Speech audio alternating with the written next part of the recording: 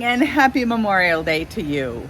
It has been almost exactly 4 years since we got Beastie.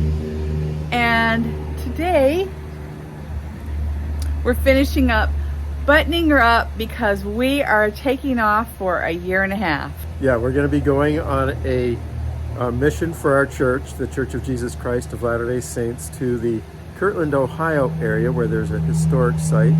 There's a historic village there. It has a whole bunch of different things. It's got a store, some homes, sawmill, an ashery. What's an ashery? And then there's an inn, and there's also the Kirtland Temple that's in that area. Tons and tons of incredible history, and some of it really beautiful and amazing, some of it very terrible and sad. We're having to really study to bone up on all of it because we'll be giving tours through the Kirtland area for the next year and a half. And the nice thing is we would love to invite you to come and learn about the history of America in the early 1830s. So that will all be coming up in season 6. In the meantime, we've got a button-up Beastie, so let's go. All right, so we've already been in here and done all the cleaning and winterizing, all the sinks, the dishwasher, the washer, dryer, everything's been winterized. And the next thing now is to start it. We're going to let it run for a little while. I think we're going to run the generator too, right? Yes, we're going to let the generator run. There's two reasons. One is it's good to run it every month anyway, but also I've put some stabilizer in the fuel, and we want to make sure that stabilizer gets pulled into all the lines and everything to both the generator and the engine. The young man that's going to be staying in our house, we've already taught him and talked to him about how to do this. So he's going to be coming in and starting the RV and starting the generator, letting those run for a while we're gone. So, but meanwhile, we still have to do some other stuff. Make sure it's ready. So let's do it. I'll get it started. Okay. Do it.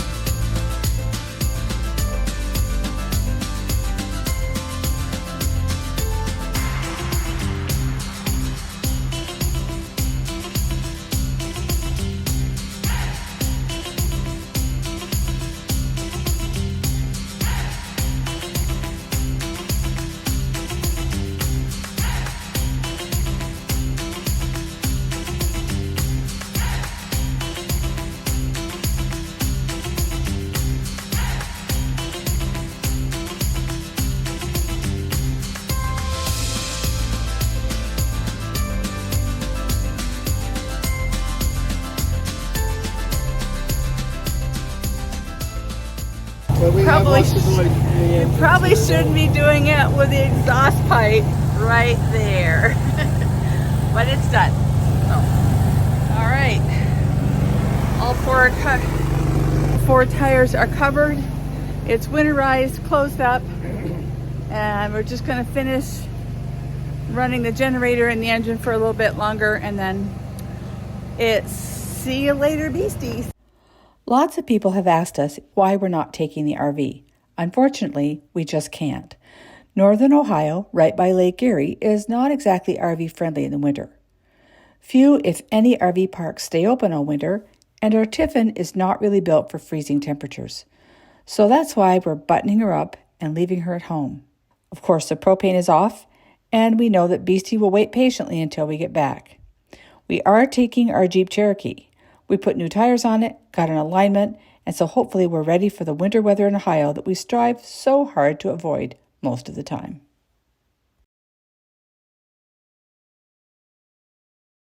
We are taking our bedding.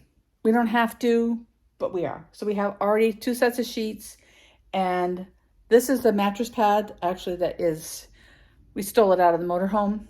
It's a really good one. It's by Domicare, and I will put a link to this mattress pad. It's one of the best. It's one of the best we've ever had.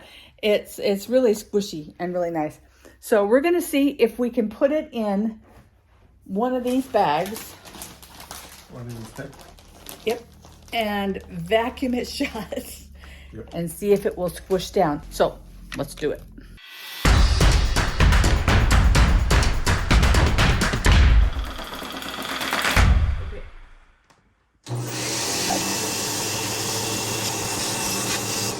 It made it really flat. Wow. Okay. Now the next thing is to see if it stays like that. Yeah. Because that'll fit way better in the back of the car. And here it is, squished into a tiny spot in the car, exactly as we'd hoped. You can see, there's just packing and more packing. The interesting thing about this is we're not moving because we are keeping our house. Right. But we're also not going on vacation. So we have to take all the things. Well, it's sort of like going on an RV trip without the RV. Yeah, we keep saying, can we just have our motorhome? That would be just so much easier because, we have to find a place or we just don't take it. And so we're having to be very judicious. There's some interesting parallels. The pioneers of the Church of Jesus Christ of Latter-day Saints, many of them came to Salt Lake Valley in hand carts and wagons. And there was a lot of stuff they couldn't bring. Yeah. An awful lot because they couldn't push it, pull it, or carry it. It was just too heavy. It was just too heavy or it just They didn't needed fit. Food and...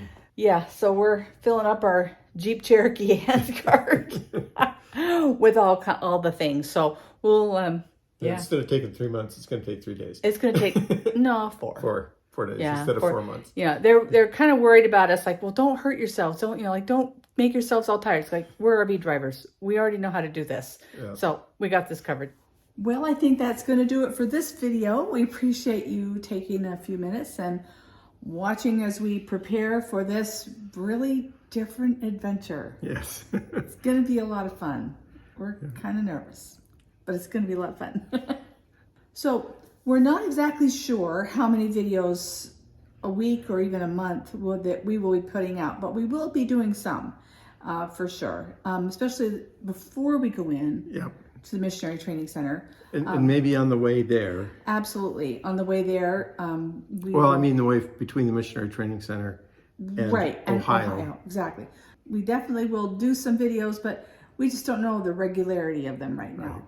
And it might be once a month. It might be every other month. Right. We don't really know. So we appreciate your patience and hopefully that you'll hang with us. If you have any questions or if you want to get a hold of us in any way, you can certainly direct message me through Instagram. You can message me through Facebook Messenger, and we'll see if we can answer your questions. It might take us a little bit to get back to you, but we sure will. So, and the other thing is we would love to have you come and visit us. And you can just contact us through Peggy's, the same way that we just mentioned. Direct message and Facebook Messenger and say, hey, we're going to be in Kirtland and we would love to come and have a tour. So we'd be more than happy to take you and help you to feel the beautiful spirit that's there and give you some of the incredible stories. Yeah, there's some pretty neat really stories. Really amazing stories.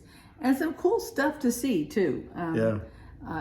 I think I mentioned in the other video, if you've got road schoolers, homeschoolers, it's a great opportunity to come and see some really cool stuff that we just don't have anymore. Yeah, it's the only place where there's a restored ashery in the United States. And they used to be really common. Just about every general store had an ashery associated with it, especially on the frontier. That's right.